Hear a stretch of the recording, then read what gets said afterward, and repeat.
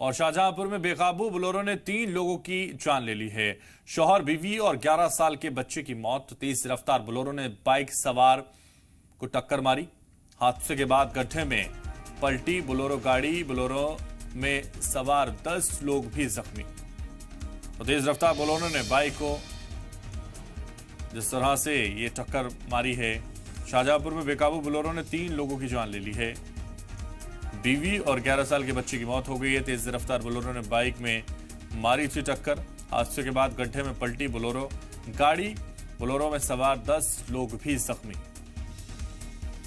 तो देखिए, ये बड़ा हादसा हुआ है और जिस तरह से ये बड़ा हादसा सामने आ रहा है उससे समझा जा सकता है कि शाहजहांपुर में बेकाबू बोलेरो ने किस तरह का हाल किया है।